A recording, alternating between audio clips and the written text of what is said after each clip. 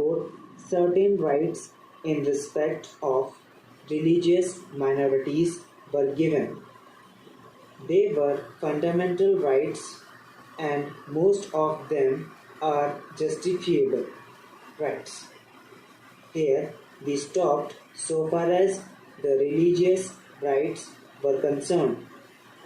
Then a question arose: what ought to be the attitude of not only the government but the society regarding the languages?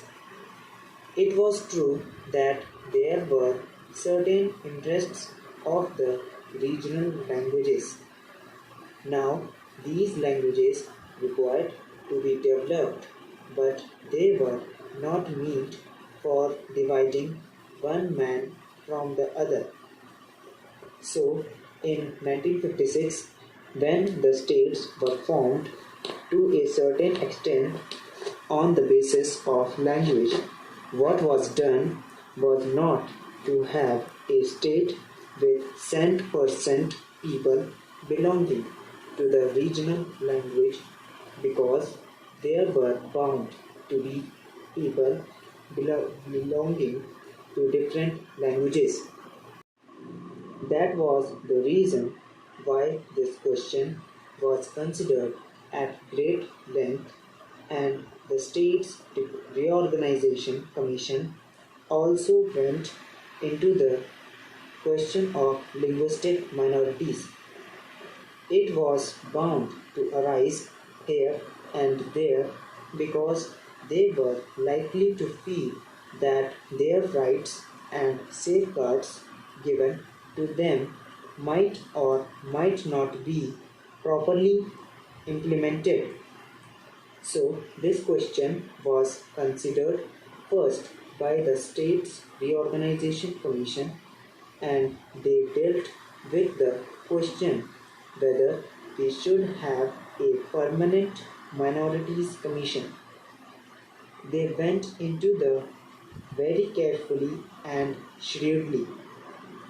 They found out that it would not be proper to set up a permanent minorities commission, because the result, if not the actual effect, would be that a permanent wedge would be driven between one community and another community. So far as language minorities were concerned, they had a right so far as their own languages were concerned. They had also an obligation to understand the language of the majority and the particular state. It is only by thus coming together that the members of the two language groups would come together and would harmoniously develop.